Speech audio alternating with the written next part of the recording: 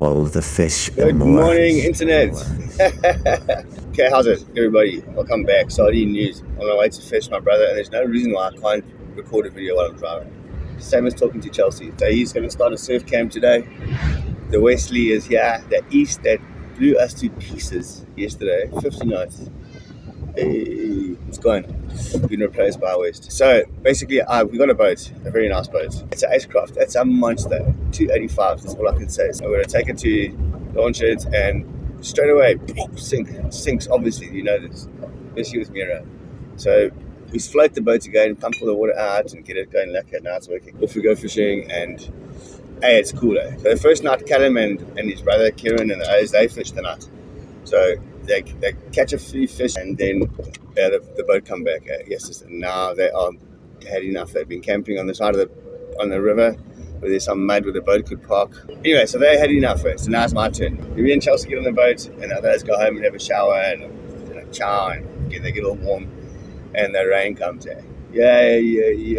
Me and Chelsea are stuck in that cabin. Things are bad. We survived, but I had my feet out the bloody cabin.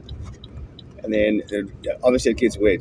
There's no chance of a computer at this stage of the game. In the morning, I had a customer. This is the very important part. He pulls in, but he doesn't pay. You don't catch fish if you don't pay. I'm telling you. I can see they got this attitude. And okay, they don't want to pay because of it. So I throw my camera. Hey, man. I don't know what to say except play the tape. Play the tape. So the camera hits the water. That's going down. Here's a carrot.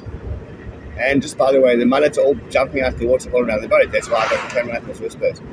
So now here we've got these two guys. They've got their own special bait they bring from Durban. You know what I'm talking about. And that's not what Garrett eats. Garrett don't eat those things. These oaks are miserable though.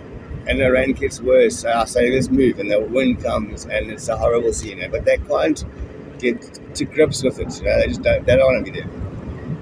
Take him back. Drop them off. So he never came fishing again, and that video, I don't know, it's 20 by the way. I counted 20, Garrett. I go home now, and Callum and the others come back down. And they have another strenuous night. This is weather's bad, eh? I mean, it's October at its worst. I get a phone call in the morning, I must go, and we're relieved now. I've had a night off. You and Chelsea have been sleeping. I get a message, please call me, there's bad shit going on. It's my worst kind of message with the boat around, But eventually I get a conversation. He said, Sean, I've just seen her catch the 30-kilo cod. The east is pumping by now. And Callum's adrenaline goes to the roof. He gets adrenalized, throws the anchor, and he runs across there with his big stick, and he starts casting. Cast number 20, he goes fast, like big time fast. Hey, he's bending, and then the fish come off. Something broke. So now he's walking back to the boat, and he has that adrenaline overload that I get all the time. And he collapses. Boom! Same as me. He's done it. Hey, the bridge workers up the top there, they're checking. This is the first time they saved us today. He's done. He's gone. And while he's gone, those are looking after him and giving him water or giving him everything they can, like medical. The boat drifts away towards the rocks on the far side with the east pumping like that.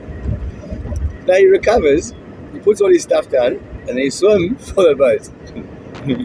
Gets on the boat, gets the motors going, comes back there, and now his phone's gone. Now I've got no contact with Callum. Anyway, I get there. He's got all the symptoms of hypothermia, exposure to the elements, adrenaline overload, and there's one more thing I think he had as well. But he didn't eat much, and it's just too much living on a boat flat out, even they've got a cabin. Now we're going to take this stupid boat out of the water. The boat's full of water. And it's like Acecraft with 285. This is so heavy. Anyway, this lacquer guy Louis and his son Mark, wow, they're pulling with this cool Jeep, and our bucky's only a 2-wheel drive with a diff lock, which doesn't help, but it's got power to pull it, but it's not a beach thing. 3 hours! We just get stuck, because at that place there, the top part is sand and the bottom part's mud. But we couldn't take the boat anywhere else and load it up somewhere else. It had to come out the water, and we were right there. So anyway, this guy had a winch, and we suffered. Eventually, another guy, Andreas, came along, He also gets a free boat ride for his help, and he had a Mitsubishi 4x4, which is quite attractive, by the way. And then luckily finally my brain came working, and I found a tractor. And the bridge workers, I come running around the corner. As I get to the bridge workers, I just collapse on the floor, on the sand. I said, I need help. And they four of them just their eyes light up. Next thing I'm running back. I don't know where this energy comes from, but when you're retrieving a boat with the tide coming in and all the cars getting drowned, next day I'm running back with a tractor behind. Yay! Get that anchor rope, spin it 4 times, put it on, and we get that boat out, and we finished up. So that's where I've been. That's why there's no sardine news. I'll tell you one thing. Callum and I are going fishing today. All the fish and more.